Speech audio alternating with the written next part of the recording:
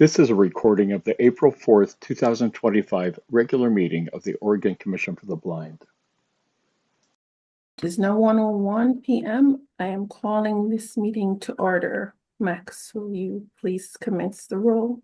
Oh, certainly. So today we have 4 absences: Cassie Coiner, Lillian Goodman, Laurel Hudson, and Dr. Labram. Nadira Broom is noted as present, Stephanie McGarry, Present. and Scott Wall. Present. Thank you. Madam Chair, we do not have a quorum, but the meeting could go forward. Thank you, Max.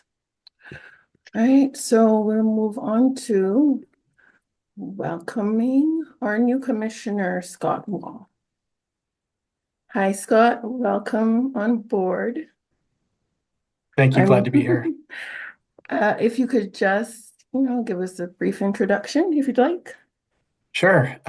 So Scott Wall, I've worked at Columbia Regional Program in Portland for about 25 years as a teacher of the blind and low vision, and the last 8 years as the administrator for the blind and low vision team. So I've worked with the commission in different capacities over the years, and feel really lucky to be on the board and looking forward to learning from all of you. Hey, thank you. I'm looking forward to working with you as well. I'm Nadira. I just took up position of board chair. I've been on the board since 2021. And I'll open up the floor. Stephanie, would you like to? Sure. So I'm Stephanie McGarry. I am actually the affiliate president for the National Federation of the Blind and of Oregon. And I've been a commissioner, well, not even a year yet. So I'm new like you. I'm also a consumer of OCB. So Nice to meet you. you too. Okay. Would anyone else like to say anything? Madam Chair, I just would like to welcome the newest commissioner, Scott Wall. On behalf of the agency, Scott was very gracious with his time. He came to the agency a couple of weeks ago and spent the majority of a day with us, including meeting with all of the members of the leadership team, and attended an end-of-term lunch celebration.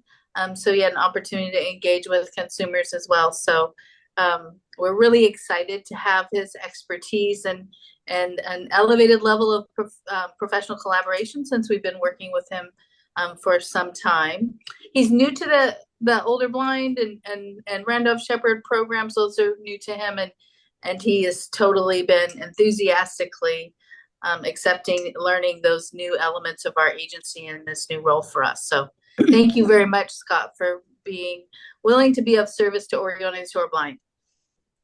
Thank you. I had a great time at my visit, and it was nice meeting everybody, but the lunch was incredible. So double win that day. Yes, it was a really, really good day. Okay. If anyone else would like to officially welcome Scott, please go ahead. Well, this is Angel Hale, Director of Vocational Rehabilitation, and Scott and I go way back in terms of our partnership, but it's really exciting to have you on the board, Scott, and welcome. Thank you. Right. So we'll move on to thank you and recognition of our outgoing chair, Scott McCallum, who unfortunately could not be here today, but I'll turn it over to Daisha. Thank you, Madam Chair. On behalf of the commission, I had the pleasure of going over to Vancouver to the Washington State School for the Blind, where the former chair is the superintendent, and was able to present him with his plaque of service, as well as a personal gift from the leadership team. And if I may, I will read what the plaque said. It said, Scott's recognition reads, Oregon Commission for the Blind. And I think Max is putting a visual on the screen. and Oregon Commission for the Blind honors and thanks Scott McCallum in recognition of more than a decade of dedicated service. Your leadership, vision, and commitment have made a lasting impact. And Scott immediately put it in his windowsill. It is a glass, I would say mostly rectangular shape, and it has clear etching of the words that I just read, as well as an etching of the agency logo in the bottom. And the entire thing sits in a metal base, so you can see through it. And he put it in his windowsill. And when you looked out of his windows, there were beautiful cherry blossom trees in the background, and it was just a perfect home.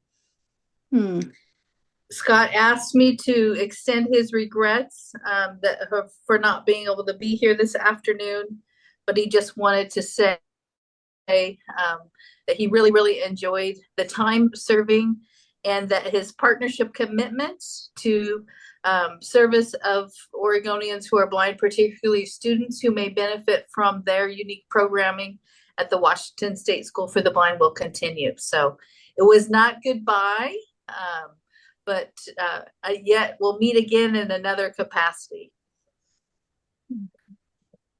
Thank you. Thank you. You'll be missed on the board. All right. So we will move on to the approval of the February 7th meeting minutes, which, since there is no quorum today, will have to be postponed till our next meeting. Okay. All right. Now we'll proceed with the audience introduction. Thank you. I'm Max West, Executive Assistant at the Commission. I'd like to introduce Daisha Johnson, our Executive Director. Angel Hale, the Director of Vocational Rehabilitation Services. Jim Portillo is here, Director of the Orientation and Career Center for the Blind. Ron Stewart is with us, Director of the Business Enterprise Program. Melinda Carlson, unfortunately, could not be here today. She's the Director of Independent Living Services. As well, we're joined by Clay France, the agency's internal auditor, and Deb Warren, who is a new account holder. Oh, I've left off Kat, I'm sorry. Kat Martin, CFIO, can't forget that. But Deb Warren is here visiting from Quinn Thomas for an introduction to the board as well. Madam Chair, I return the microphone to you. Thank you. Thank you. Sorry, I was having a little audio issue there. Okay, so we can open up to public comment now, if there is any today. All right, we'll proceed with the Executive Director report. All right, thank you, Madam Chair. We will first start with our donations and financial report, and I will ask Kat Martin to present those reports to the Commission. Thank you, Daisha. Good afternoon, Chair Broom, Commissioners, and Ms. Warren as well. Referring to the bequest and donation statement, our cash balance in the fund increased by $26,000 since December, largely due to a donation of $26,500 to the SWEP program during the period under review, increasing to $973,000 as our cash balance on February 28th. As a cost-saving measure to reduce our general fund obligation, the legislature did direct the Commission to use a portion of donations to match the salary expense of one transition counselor. That obligation was once again carried forward to the 23-25 biennium, which we are operating within. And with $53,000 of donated funds expended through February 28th, the unobligated donations balance after this adjustment is $958,134. Referencing the financial status report next, the Commission's legislatively approved budget after the February 2024 short session was $28,869,741, 67 positions, and 67 full-time equivalents. for 23-25 were $8,429,871 is general fund, $1,140,387 other fund, and $19,299,483 federal fund limitation. Based upon 20 months worth of activity, as of February 28th, the variance to our approved budget is projected for the end of the biennium on June 30th, with general fund fully utilized, other fund under the approved limitation by $318,000 or 27.9%, and federal funding exceeding OCB's approved limitation before adjustment by $1,956,581 or slightly over 10%.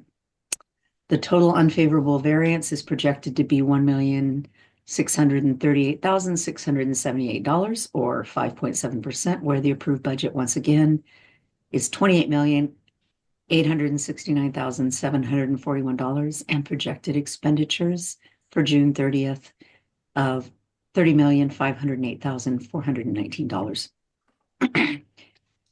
If you will recall, and we're here at the time, the board did approve an ask increasing our federal fund limitation for 23-25 before the close of the current biennium on June 30th by $1.8 million. An ask for general funds was also approved, not to exceed $928,000, to write a congenital budget build issue with indirect employees budgeted using federal funds, the addition of a driver to our personnel roster, and for a second round of unbudgeted pay equity adjustments implemented by the state's Chief Human Resources Office. In addition to increases of 18% from state fiscal year 22 to state fiscal year 23, and another 7% from 23 to 24 for special payments, which are those made to and or on behalf of participants served by our programs. The financial impact of two rounds of equal pay adjustments initiated by the State Chief Human Resource Office over the last year has left us short of authority to spend federal funding, despite the fact that the dollars we acquired through the reallotment process last summer means we have the funding available to use.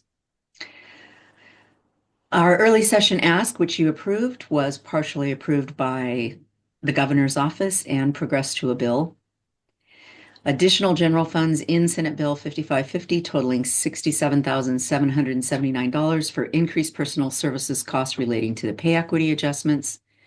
The limitation on expenditures using federal funds increased by $66,574 for the same pay equity adjustments, and federal fund limitation was increased by the requested amount to a further $1,770,805 for those increased caseload costs. It is anticipated that the governor will sign the bill into law any day now. That concludes my report. Is there any questions that I can answer for anyone? I have a question, Stephanie. So there's rumors that there's going to be a budget hold. Is that true? Have you heard anything about that? What do you mean by a budget hold, Stephanie? Just that they're going to like put a hold on it where you're not going to be able to use as much money, or that maybe money is going to be decreased for services? From That's from the state of Oregon or from the federal government? From the federal government. We are not operating under those financial assumptions at the present time. In fact, I'm projecting that with passage of the budget bill in Washington, D.C. a couple of weeks back, that we will receive grant award notifications completing the funding that we're expecting for our 25 phase awards. And what about for the state? Are you predicting anything like that? I am not predicting that for the state as well. The state has cautioned us, should anything go other than expected with federal funding, that they will not be able to cover that shortfall. They, of course, are concerned about the impact to Medicaid and other populations in the state that they would want to dedicate their resources to if the federal government should fail to continue to fund those programs. Okay, thank you. Of course. Other questions for Kat? All right, thank you very much. Thank you, Kat. All right, and while Kat is still on mic, I wanted to recognize her and her team. We received, after the February board meeting, a notification from the state chief financial office that the Commission for the Blind accounting team earned the Gold Star Accounting Award for state fiscal year 2024. This is a combination for both accuracy and timeliness and the year-end close process for the statewide accounting year process.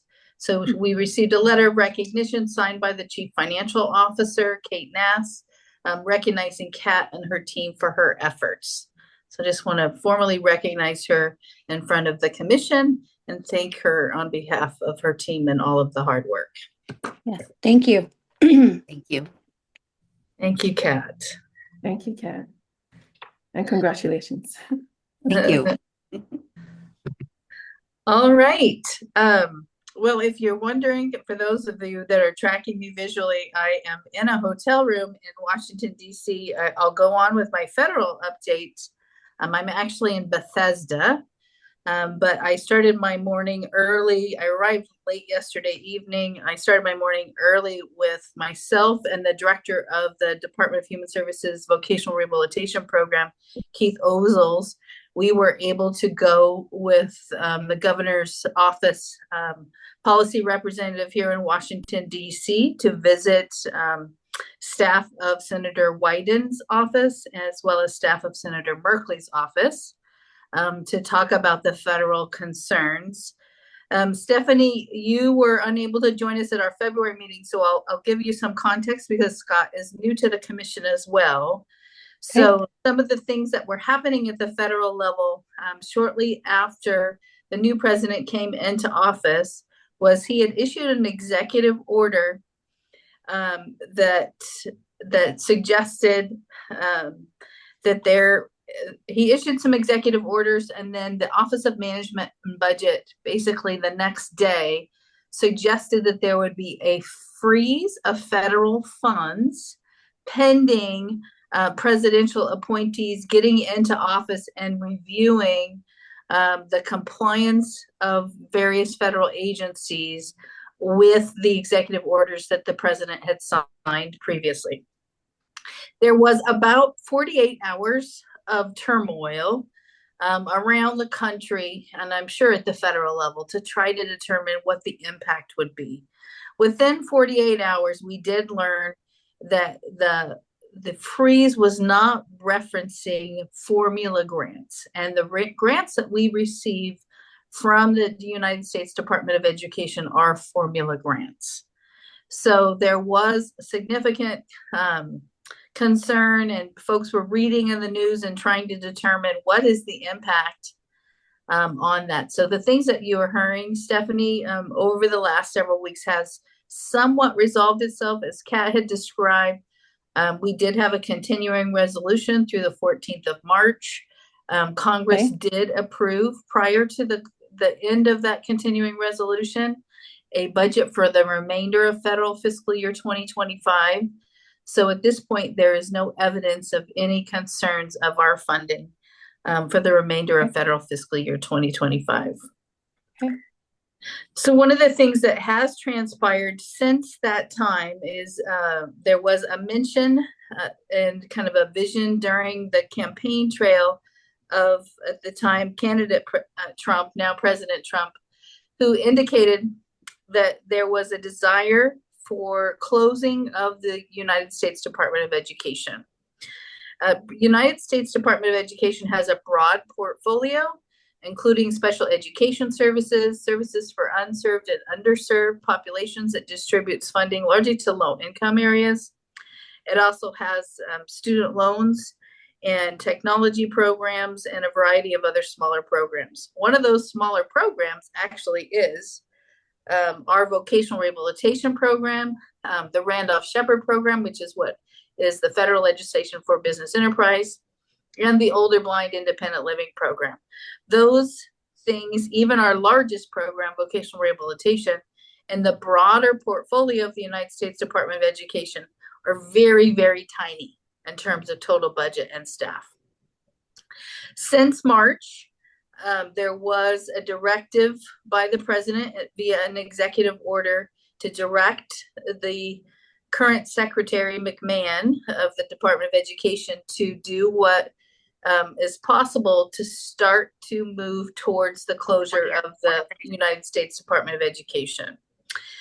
All of those actions that have been contemplated and potentially could occur would require action by Congress. Where we sit in the United States Department of Education, how our funding is distributed, all is spelled out in statute. So Congress would have to take action in order for the president's executive orders to actually materialize. Having said that, since that time, there have been a variety of strategies to actually reduce the staff footprint of the United States Department of Education. The impact of that is not entirely clear, but what we do know to date is that the two highest level career professionals at the vocational rehabilitation program, the Rehabilitation Services Administration, retired at the end of last month, at the end of March. Carol Doback, the deputy commissioner, and Suzanne Mitchell, who was the head of the program and monitoring division. Both of those individuals have been with the RSA for decades, have since retired. And one of the other career service professionals is acting in the capacity of deputy, as well as with the absence of an RSA commissioner, also acting in the capacity of commissioner. I'm hoping to get a little bit of clarity around the impact, at least in the short term, of what that may have on state programs while I'm here in the DC area at our conference. But we were able to have some good, productive conversations with our federal senators, who both have leadership roles in the appropriation areas, as we look forward to hopefully getting a full appropriation for the federal fiscal year coming up starting October 1st, which will be federal fiscal year 2026. Any questions on the federal front?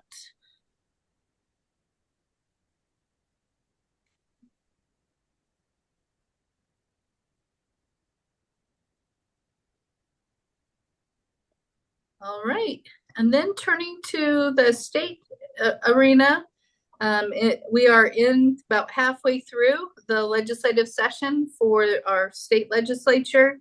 If you will recall, in February, on the 26th of February, I presented to the Ways and Means Subcommittee. We had stakeholder and customer testimony. That's the first phase of the budgeting process. The next thing that would happen is what's called a budget work session, which is something that the agency attends, but typically doesn't have a speaking part. That's when they actually work up the appropriation bill and put the amounts of federal, general, and other fund limitation in the bill itself, as well as our staffing level, and verify our performance measures for the next biennium. That date has not been set. Generally, that happens sometime in May, early to late May, but we have not received a date. Typically, we would get 2 or 3 weeks notice of that hearing date. It would be in the same hearing environment in front of the same Joint Human Services Subcommittee for Ways and Means, and typically is about 30 minutes in length and would be viewable either for folks who want to be there in person, but also you can live stream or watch a recorded version of it on the computer. And we would, of course, let the commission know about that in advance. Any questions about that?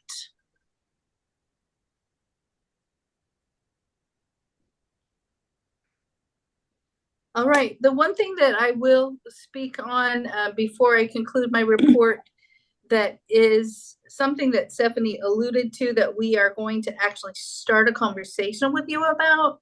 As Kat indicated, for the first time in anyone's knowledge, At the federal level, the Vocational Rehabilitation Program award, our grant award, has built in statutorily a cost of living adjustment. And that did not occur in 2024. That was the consequence of several years during the pandemic when large states who weren't able to fully deliver the amount of services that they needed to spend all of their awards, returned large sums of money to the Treasury. So as a result of that, Congress made the decision to basically disregard the mandatory cost of living increase and provide flat funding in 2024 to the year before. That has caused significant impact around the country. So if you can imagine, the costs and inflation have gone up significantly in the past 2+ years. And as a result of that, states are starting to see that they are not able to serve all of the eligible individuals that come to us. And so in that process, if you're not able to serve everyone, then you go into what's called an order of selection. And an order of selection is outlined in statute. And basically what it is intended to do is to say, if you're not able to serve everyone that comes through your doors, the intent is that agencies are reserving their specialized resources for individuals with the most significant disability-related needs that require the most services. So it's an order of selection because you're basically prioritizing folks that need your services the most. And that process requires a state plan amendment as well as public hearings. And states are starting to go into an order of selection really for the first time since the pandemic. You're seeing states move fairly quickly and rapidly in that direction. So we are going to talk with you about what that looks like today. And we will continue to have those conversations with you as we try to do forecasting to determine when the agency may need to consider that action. It doesn't have to be a negative thing. It's basically, it's if you do it right, you help maintain all your current obligations that you've promised to current individuals through the door. And as you're making future obligations to individuals who come to you for services, you're prioritizing folks who hopefully need the services the most. And you're also making sure that you can keep future promises to the clients that enter into individualized plans for employment. All right, I will pause there and see if there are any questions about that particular element. And we will, again, Angel will be talking a little bit more about that process under new business this afternoon.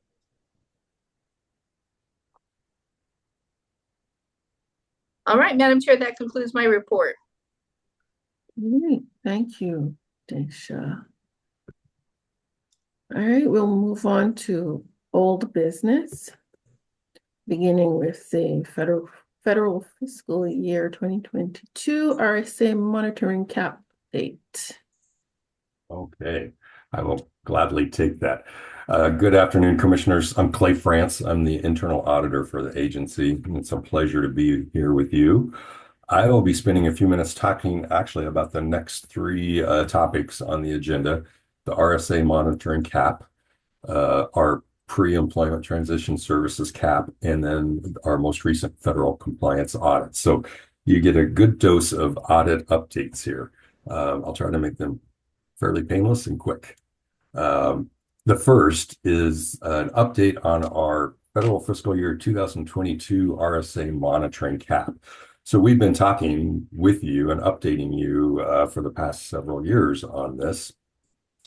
And I wanted to give you an update on it today. So as a little refresher, Section 107 of the Rehabilitation Act requires the Rehabilitation Services Administration to perform periodic monitoring of VR programs. And this is a comprehensive monitoring. It's basically an audit that addresses program, fiscal, reporting, and policy issues. The last time that OCB was monitored was in 2008, and then most recently, it was in June of 2022.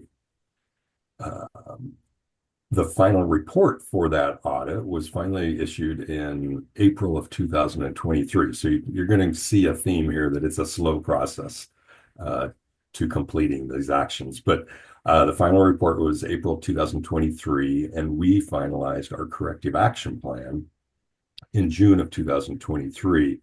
And this corrective action plan just identified what we will do to correct the issues that were identified during the audit. And we provided you, the commissioners, with a summary of the corrective action plans back in August of 2023. So just as another refresher, there were 4 main findings from the audit, but none were considered major or significant issues. The first was the need for OCB to maintain effective controls around our data accuracy and supporting documentation. So specifically, that was around making sure we have the correct documentation in our VR client files to support requirements such as credential attainment and measurable skill gain. The second finding was around pre-employment transition services, making sure that the services we classify as pre-ETs and that we report to RSA align with the services that are allowed for pre-ETs. The third finding was around our contract approval process and just making sure that as we approve each new vendor, that we include a search of the government website called the System for Award Management, or SAM.gov, which is a comprehensive database that lists entities that are either disbarred or suspended or otherwise excluded from federal contracts.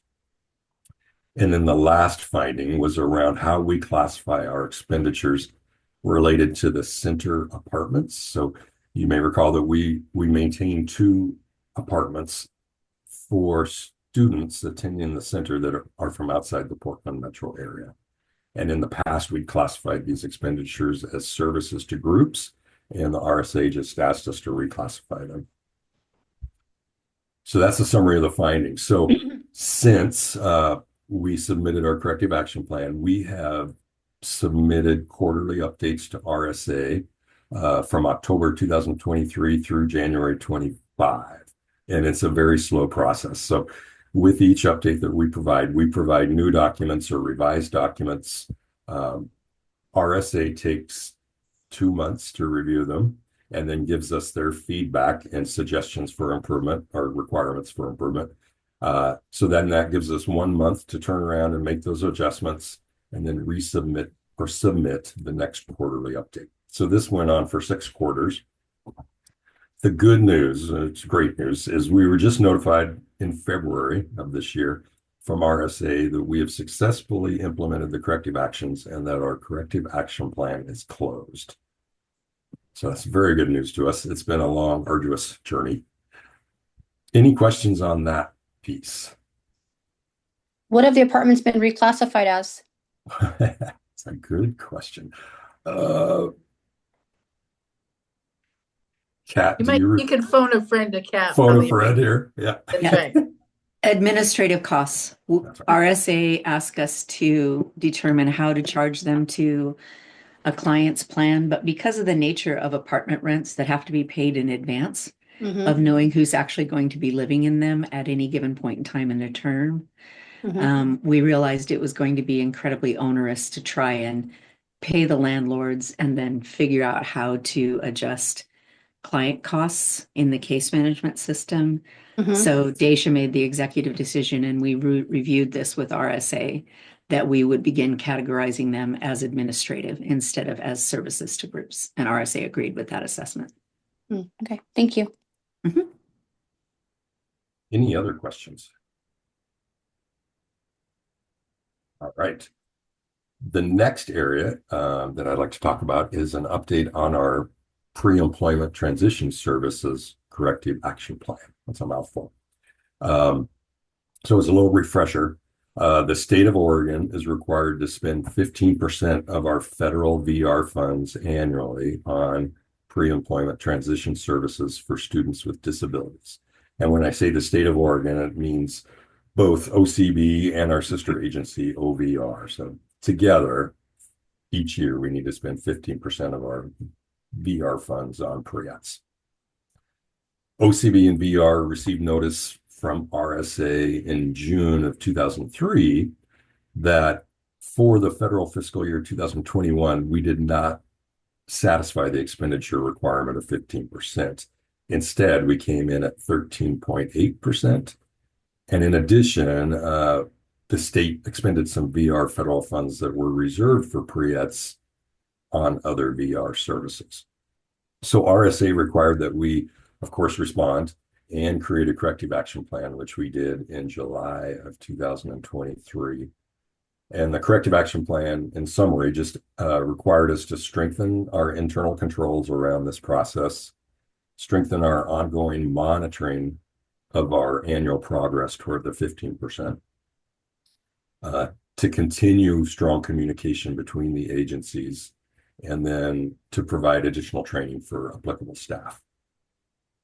So again, we provided quarterly updates to RSA from the period of October 2023 to January 2025, another slow process. But more good news, we were notified again in February of this year from RSA that both OCB and OBR have successfully implemented the corrective actions and that the corrective action plan is closed. So we're excited about that as well. Any questions on that? All right. I will move on then to technical difficulty. I'll move on to the federal compliance audit, which we've updated you recently, but I'll give some more detail just to make sure everyone understands it. So in the packet for the meeting, we provided you with the most recent audit finding from the Secretary of State dated March 4th. And then we also provided you our response and our corrective action plan dated March 5th. So as a little background, the Secretary of State auditors perform the federal compliance audit work for the Rehabilitation Services Administration during the statewide single audits. Typically, OCB and our sister agency, OVR, are audited every 3 years. And as Daisha has mentioned in prior commissioner meetings, that we consider this a wellness check, and that we welcome it because it quite often just makes us stronger, improves our controls. The objectives of these audits are to determine our compliance with federal requirements over the VR grant, which is our biggest grant, determine if we have effective controls over compliance, and then determine if we're accurately reporting our federal expenditures. So you may recall that we were audited in 2023 as part of this 3-year cycle. During that period, both OCB and OVR had some audit findings from the audit. OVR had some material weaknesses, which are considered some of the more critical findings. And so that required the Secretary of State to perform another audit the following year to follow up on those and all of the audit findings. So they returned to perform another audit in November of 2024 for both OCB and OVR.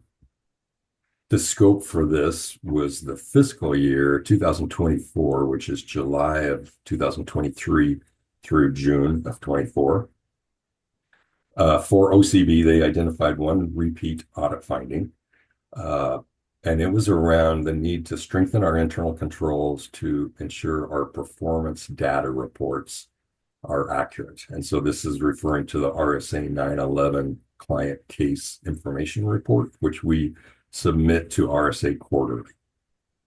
And specifically, it was talking about the need for us to make sure we're documenting the start date of employment and the hourly wage at the time a client exits the program. So I wanted to give a little background of the repeat finding. So you may recall we implemented our corrective action plan for the prior audit in September of 2024. And We strengthened our controls, and I'll go into that a little bit more in a bit. But so we implemented our corrective action plan in September of 24. When the Secretary of State came back last year, their scope for the audit was July 23 through June of 24. So they were pulling a sample of client files to review before we had from a time period before we had implemented the corrective action plan. So of course they found a couple of repeat issues or a couple of weaknesses in client files. And again, it's we feel well, let me talk a little bit about the corrective action plan we've implemented as in the response to this. So we have implemented a new case note category in our case management system that documents the client employment start date and the wage at time of exit. And we've strengthened our internal control around the case file review process. And we continue to provide training to the applicable staff. So we believe these corrective actions have resolved the problem. And they've been in place since September of 2024. So the Secretary of State will return again later this year to follow up on this audit finding to make sure we've corrected that, and that we believe we have. Any questions on that? There are a lot of dates and floating around there. I hope that made sense. Mm-hmm. All right. Thank you all. Thank you, Clay. We continue with the Summer Work Experience Program 2025. All right. Well, good afternoon, commissioners. This is Angel, and I'm happy to share that we are definitely in the swing of things for planning for 2025 SWEP that we're now designating, just as a reminder, that we're calling it Portland SWEP Emerging Leaders to really emphasize the leadership aspect of the Portland-based SWEP at Portland State University. And then we are also kind of rebranding our SWEP community-based and what was previously like foundational or Salem-based SWEP to SWEP explorations, which is another indication that that really is where the students, clients that are working outside of the Portland programming, working in their homes, communities, and those, just as also a reminder, those can include work experiences, but they also can be some of what we would consider to be pre-employment transition services and progressive employment opportunities in their homes and communities. So we are not requiring that all of those students actually do a work experience. They can opt into activities that would be considered progressive employment, like mock interviews and company tours, and maybe smaller exposures to employers around the state, but particularly in their homes and communities. And then the other new part of that explorations, SWEP explorations, is that we have the option for students to apply to the S1 program in Washington that is housed at the Washington School for the Blind. It looks like we only have right now 2 students that are going to take advantage of that program, which is not necessarily a bad thing, as we're considering it to be a pilot part of program for us to start working with the state of Washington and combining those programs. So having a couple of students trying that on and working with that programming is, I think, a nice place to start.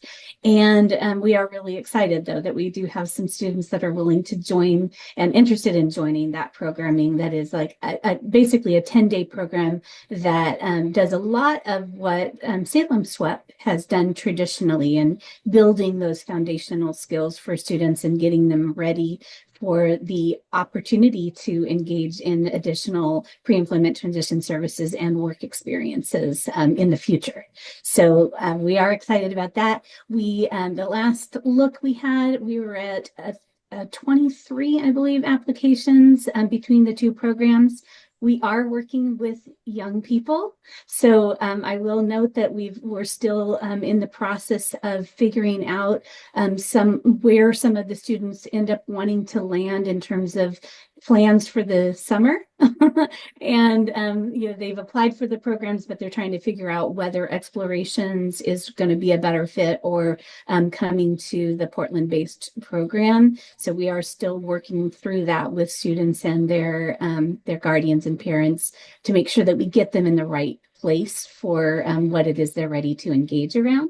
But we are currently very, very active in looking for employment, workplaces for those work experiences for each of the students. We've got some returning employers that are excited about re-engaging with us. One of our big state partners is the Higher Education Coordinating Commission, or HEC, that is likely going to take on at least a couple of students in the Salem area, which is really exciting. But we are also looking for new opportunities. So if you or someone that you know is interested in engaging with that SWEP conversation, no matter where you are in the state, we might have a student in that neck of the woods that would be interested in learning about opportunities. And it may not be that they're even offering work experiences, but also professionals who are willing to engage in kind of mentoring conversations, like I said, informational or mock interviews, those kinds of things. So please reach out to me, and I'm happy to make connections with my team. If you or someone you know that is in the realm of employment or has engaged in employment that you think would be a really great connection for our young people to work with in the summer. And we'd be happy to see how we can engage, whether it's virtually or in person, with those entities. And we will be getting more information out as we have it, as there may be options for you all to engage in some of the activities that happen during the SWEP programming. We always love that when we can have people engaging in things like we're going to have hopefully what looks like a couple of combined opportunities for SWEP students to join up at like Silver Creek Falls, for example, and go on a hike together and hear about business enterprise and other great engagement opportunities for our students. So any level of engagement you want, just reach out to us, and we're sure happy to see what we can do, again, either virtually or in person, depending on what those options might look like. I think that's my quick update for this early stage. We'll have a lot more information, obviously, and more solidified options to give you in June, in your June meeting. But are there any questions? The one thing that I would just remind the commission is that you had decided that we will be offering that virtual, a hybrid meeting in August to accommodate being able to engage with SWEP students at the end of SWEP, to acknowledge some of the SWEP students that have been recognized for their participation in the program as leaders. So be looking forward to that. And those of you who are able to come travel to the Portland office, you'll have an opportunity for in-person engagement. Love that. Thank you, Daisha. And also in tandem with that, that will be the same day that we will have an end of SWEP celebration for those students. So if you can come early or the night before, that would be a lovely time for you to be able to participate in that celebration. And we are currently navigating, again, kind of figuring out where all the students are going to be in the state, but we're looking at a potential either in-person, hybrid, or fully remote opportunity for the exploration, SWEP exploration, to have a celebration at the end of their programming, TBD, but I will definitely be letting you know about that in June once we get all of those things solidified, and would love to have you participate in that opportunity as well.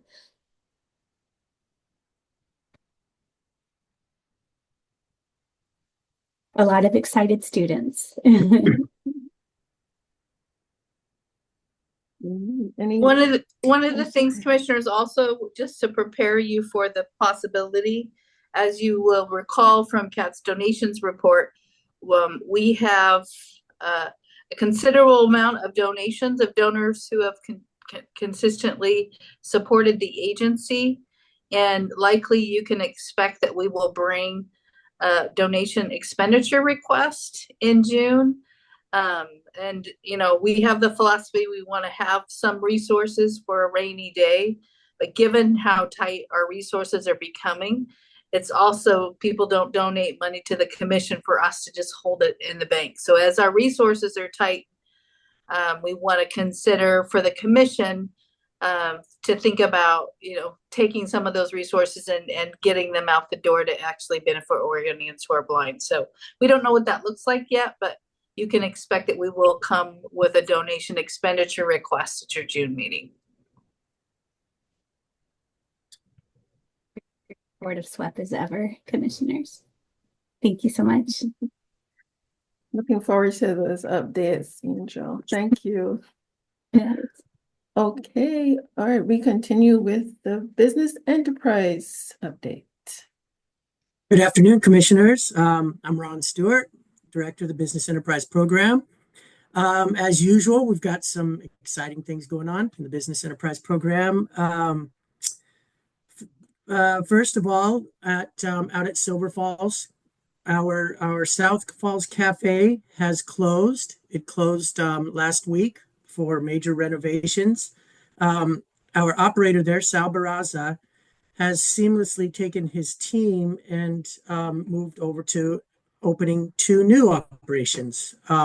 One of them was our highly anticipated, our first food truck at the Capitol building. He opened that in the beginning of March. Did a fantastic job. Great opening. It's been very well received. The food is great. He's doing really well. Great sales. So that has gone as well as we could have hoped. And then also he's reopened the Valley Cafe at the DHS building in Salem as well. And so that cafe has actually been closed since the pandemic. So he reopened that this week. So his team is doing a great job with both of those openings. Super proud of Sal. He's a real pro. Also, we have our most recent licensee bid on a new facility, won the new facility, and has begun operating the Edith Green building in Portland. So we're very proud to add Marty to our list of licensees with facilities. Are there any questions?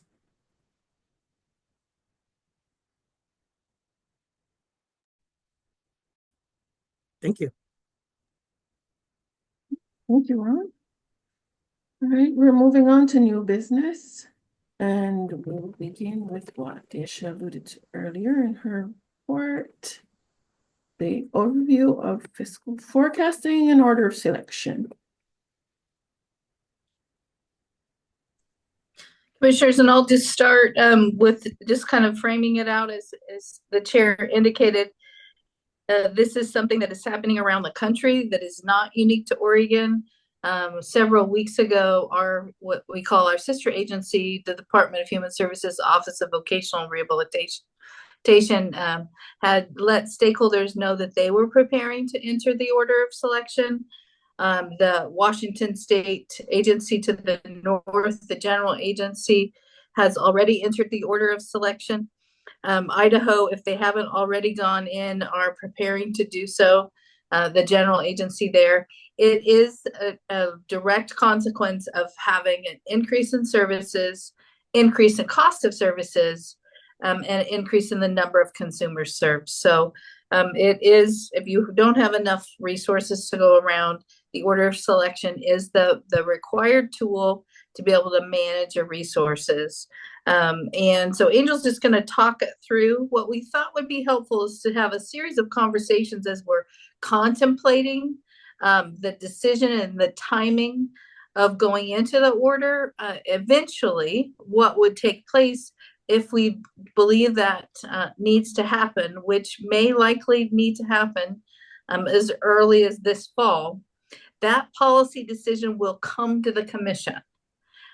We will present it to you in terms of a recommendation to amend our state plan with the Rehabilitation Services Administration. So for me, it's easier to have a theoretical conversation about what it could look like, and let me process that before I have the pressure of making the policy decision to go actually into it. So that's really our intent today, is the beginning of a conversation with you. But you can expect that we will continue to engage probably over the next 2 or 3 meetings, as we kind of make sense of where we're at financially, where we land in the budget for this next coming biennium, and what that may mean for the vocational rehabilitation program. So take it away, Angel. Great. And I'm sure happy to. Did you want Kat to do the quick fiscal, or do you feel like you already got the fiscal piece handled? Whatever makes sense. Sorry, Okay. Kat, if I stole your thunder, I didn't mean to. No. You haven't stolen my thunder. There are some additional metrics that I thought might be helpful to present. So I can just share those very quickly, and then Angel can take it over from there. I have been looking at longer term projections over the last couple of months, in particular, as my concern has grown around what I have been seeing with our numbers. And here's some of the statistics that bear out exactly what we're experiencing here, and that we have alluded to in other reports provided to you today and in prior meetings as well. As we mentioned, federal awards at the Commission for the Blind have increased on average 1.6% per year since 2018. And that is with no increases for federal fiscal year 24 or 25. Our funding was held flat to the same level it was for federal fiscal year 23. At the same time, the cost of providing services to the blind Oregonians we serve in Oregon has risen by 10.7% per biennium. So on average, we've gotten a 1.6% cost of living increase in our awards. And in reality, the cost of doing business has risen by 10.7%.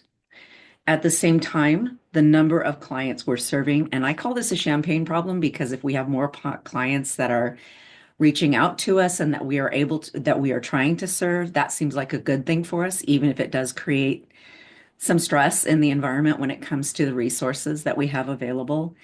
The number of clients we are serving has increased on average during that same time frame by 10% over the last several years. So we have more clients.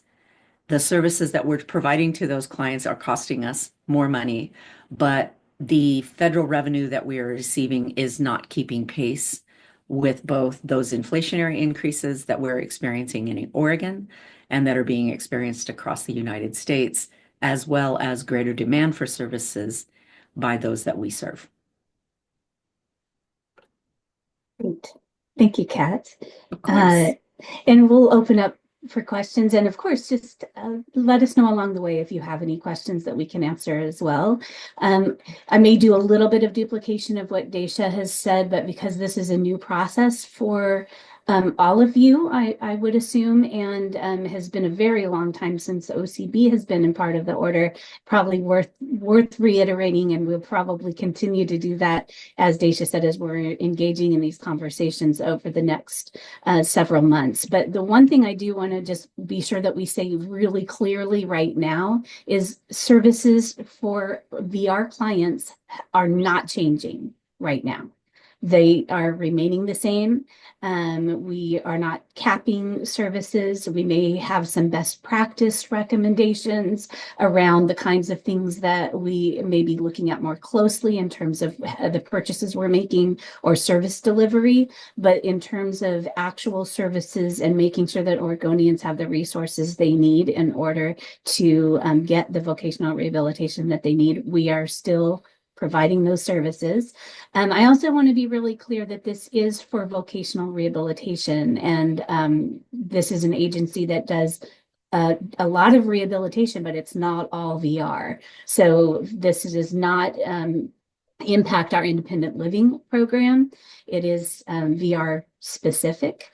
And just to kind of walk through a little bit of what the order looks like, we will be and are beginning to work with our case management providers, which is Alliance, and they are where case management system is aware, in setting up the processes that we're going to need to have in place in order to put clients into a holding space as we're determining eligibility and moving them through the processes that are required by the order of selection. So what does that mean? We are, obviously, we're an agency that serves Oregonians who are blind. So that is considered to be a significant disability. So we are going to be creating categories that allow us to understand the most significantly disabled. So there are categories that around whether people have one or more barriers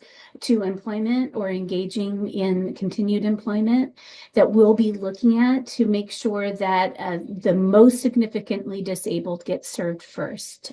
That can be people who experience blindness and, let's say, an IDD or developmental disabilities, those kinds of things. So that's something that we're going to be looking very closely at. It is these service delivery areas and categories are things that we will be building into and have a space that we already have designated in our state plan. So it is something that we will be making sure that we update, and that also does get approved by the Rehabilitation Services Administration as part of our process. And we will be following the same steps as every other national agency, to Dacia's point, that are either headed for or in the order of selection, including our sister agency, OVR. We would be doing all of those same processes. So there is a process around having a public hearing and making sure that we're hearing from those folks that serve our clients. So that would be our vendors that are out there and providing job development and other kinds of services for clients. We'll be hearing from clients, of course. So our direct clients who are direct recipients of our services, as well as the dual customer hearing from employers around the state. So we will have an opportunity for people to provide feedback and also just to hear what the process looks like. I also want to note that as we look at the potential of going into the order of selection, the clients that become eligible, so we're going to be going through the eligibility process. If they're eligible for VR and OCB services, legally blind or about to become legally blind within that 2 years that we have as our designation, those clients will be on a waiting list. However, I do also want to be clear that we will not be removing current clients from our service delivery. So that when that door closes and there becomes a wait list, that will be for new clients. It's also important to know that we are still able to serve clients in the potentially eligible category under pre-employment transition services, which is also something that will be tracking closely. We have one counselor that holds that caseload for the state, but it is something to note, and it is important that we know that we can still provide those core services to our students who are not in a VR plan as yet. The one other thing that I wanted to note that we will have and will be making sure that we keep in our state plan is for clients who are in a need to retain jobs situation where they're actually needing VR services to stay in their current employment. That will also be built into our model for being allowed to come in through that it will be a category that we will be operationalizing to make sure that that is also a high priority level for us to serve clients that are currently employed and could possibly lose their employment if they don't get vocational rehabilitation services. Those are the high level things I wanted to be sure that we talked through today. I'm sure happy to answer additional questions, but I don't want to, I know we'll be expanding on this more as we expand our state plan and the ways in which we're going to be using case management to help people through this process and make sure that they get educated. How can I be most helpful in answering questions that are on your minds right now?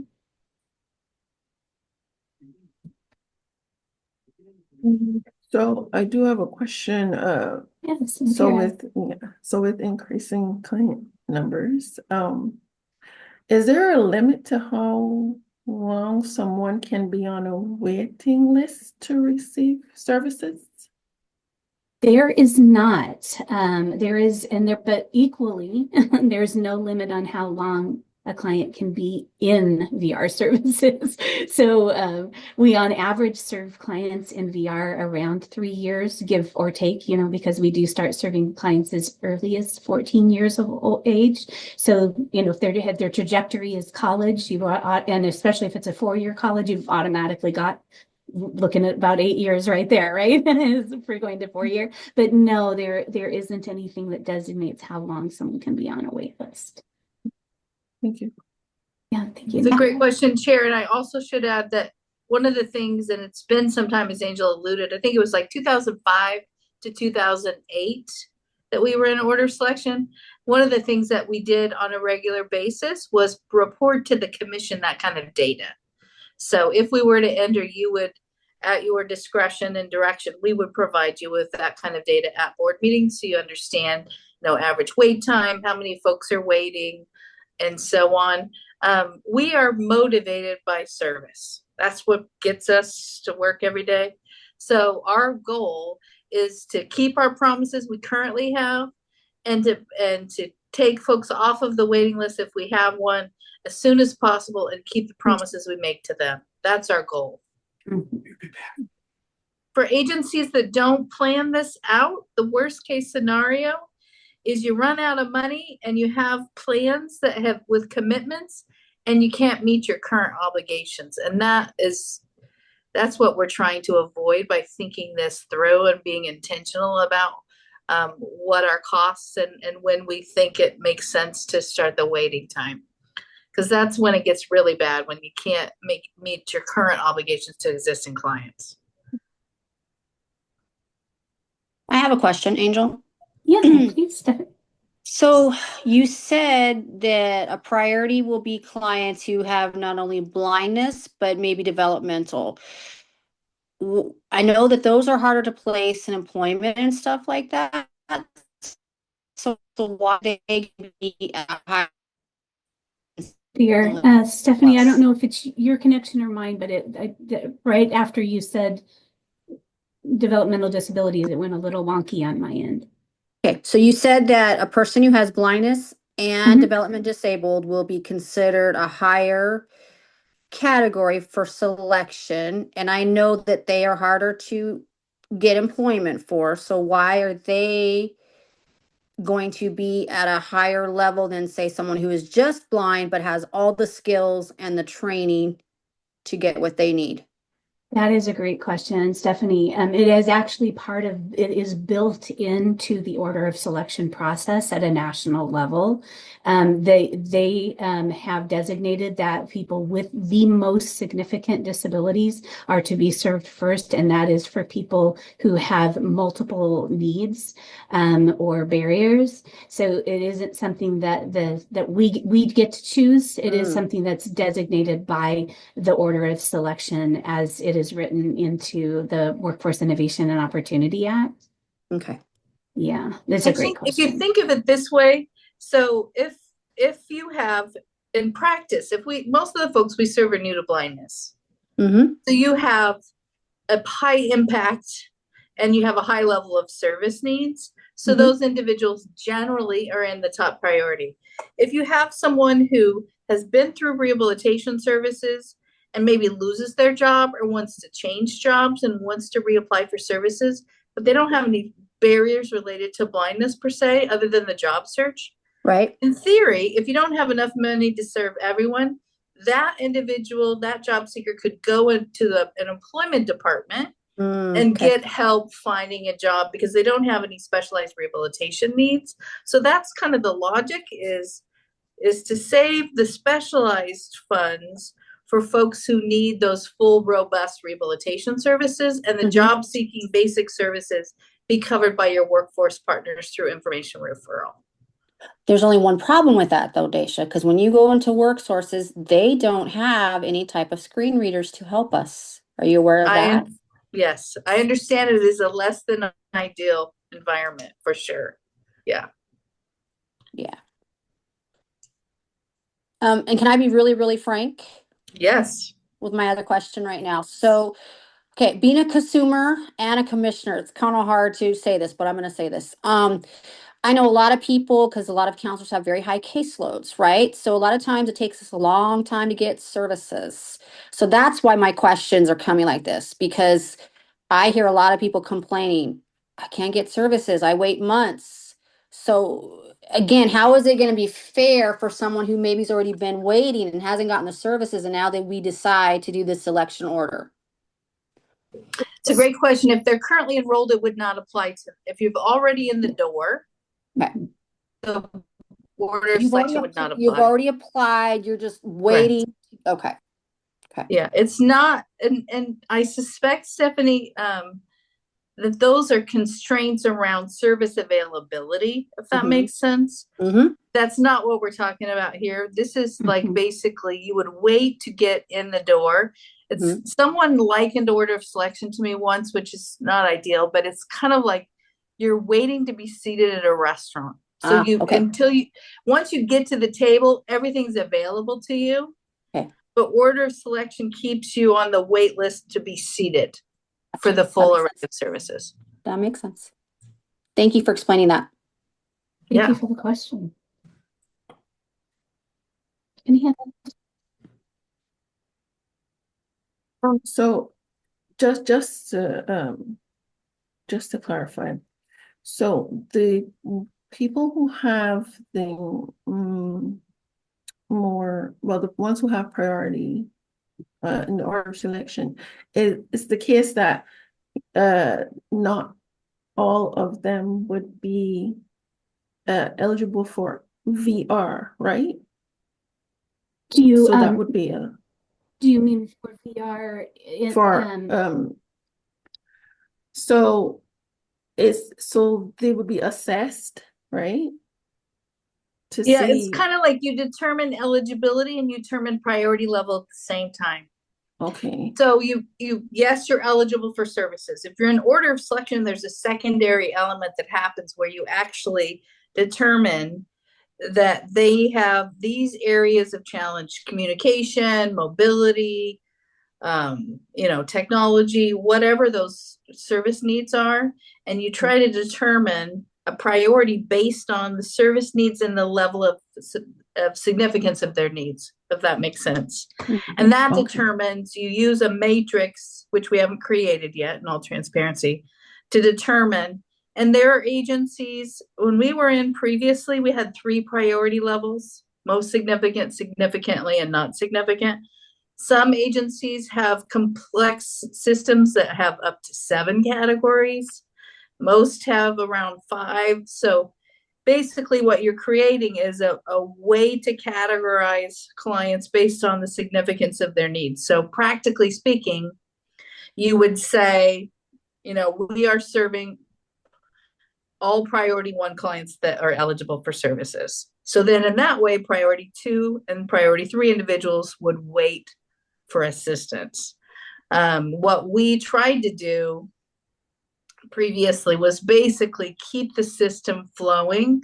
So we would project the service costs for existing clients, and then we would say, all right, based on that, we believe that we can take, 14 people off the list or 50 people off the list, and take individuals in an order of application based on their significant level, their priority level, to keep the system flowing. And as soon as we felt like we could serve the priority 2 and or priority 3 clients, we would take them off the list as well.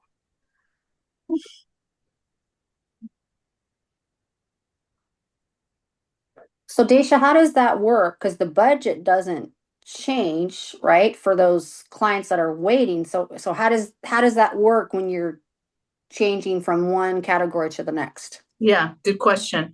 So what we can speak to is what we previously done. And honestly, one of the advantages of being engaged nationally is there may be a better way to do it.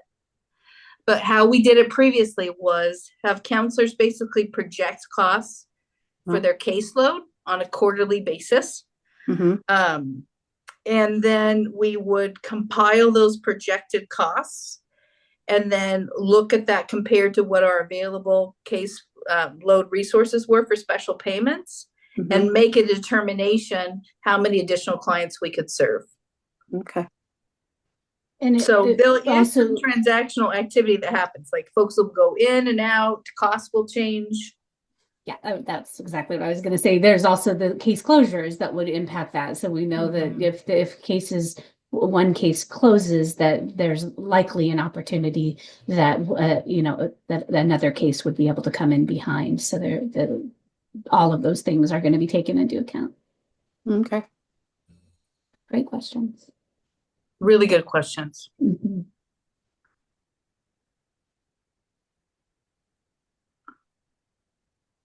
All right. Well, if there aren't any other questions, you definitely know where to find us, and we will be talking more, most certainly, over the next several months. Appreciate your time today, commissioners. Thank you. All right, we move on to agency communication and outreach. Thank you, Madam Chair. I will take this. I'd like to, it's my pleasure to introduce Deb Warren, who's got a front row seat of the type of business that's in front of the commission. She works for an organization called Quinn Thomas. And the agency several months ago started a process with our state procurement office to go out for solicitation to get some assistance with communication and outreach support. And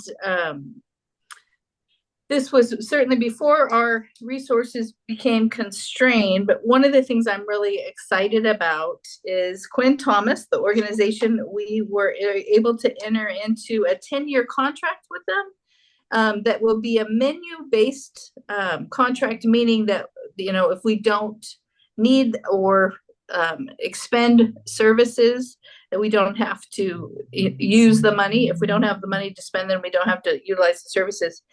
But this is a particular consequential time for us to make sure that if we have policy changes, as we just described, for example, that we have some professional communication help to make sure that we're getting the word out to stakeholders. And as we have changes in what we're able to do service delivery wise, that we have a coordinated systemic approach to get information out to the same said stakeholders. So Quinn Thomas is going to be helping us. We're going to start with this an inventory of kind of how we do business currently, and they've started that process, and then make a strategic plan as we know what our resources are like for the next biennium that starts July 1st, with a more strategic approach to getting our communication support. So most agencies have communication staff. We're just small enough not to have that type of position, but we're big enough and complex enough in terms of our programming to really need some support around this. So I'm really excited. And Deb very graciously offered to come today to just say hello to the commission and answer any questions that you may have.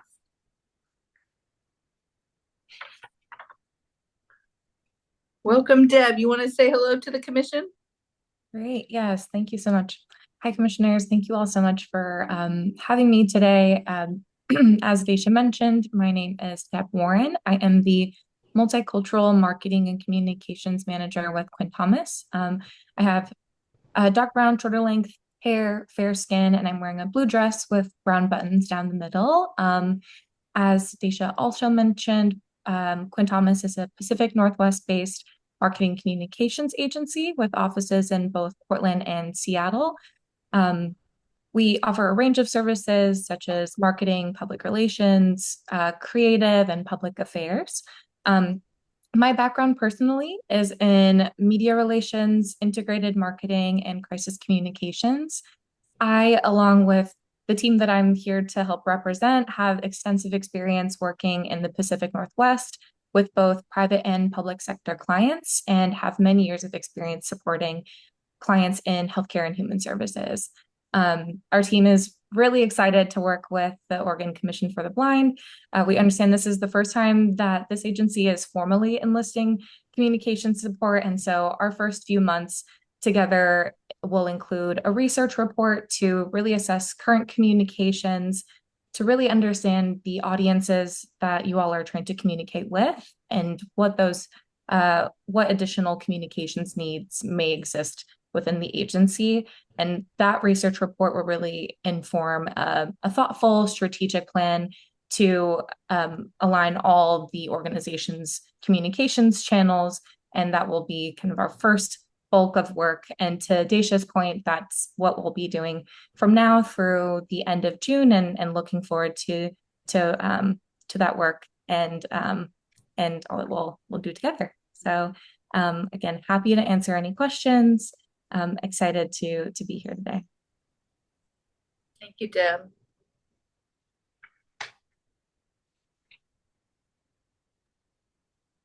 Oh, questions? Anyone? Well, thank you, Deb.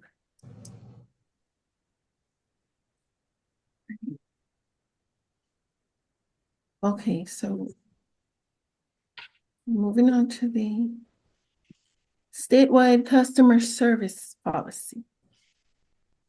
And that's me again, Madam Chair. And commissioners, you received a couple of documents earlier this week.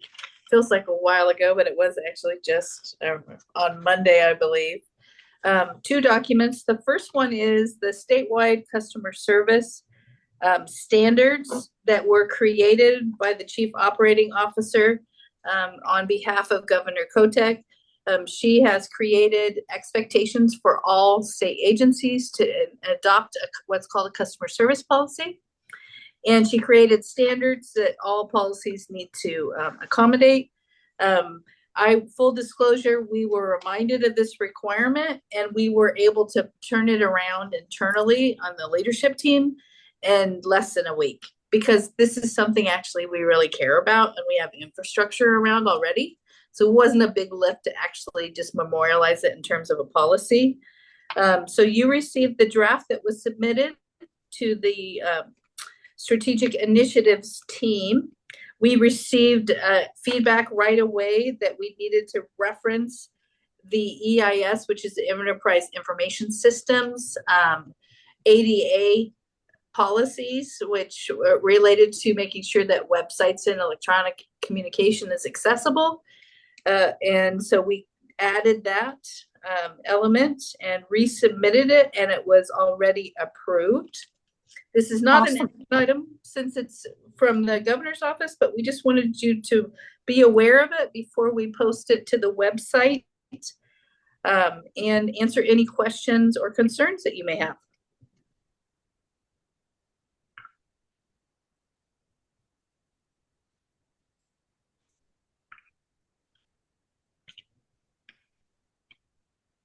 All right, thank you very much.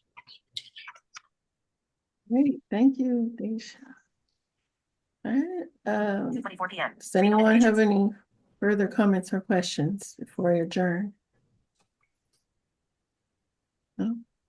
Okay. 2:24 p.m. All right, it is now 2:24 p.m. and this meeting is adjourned. Thank you.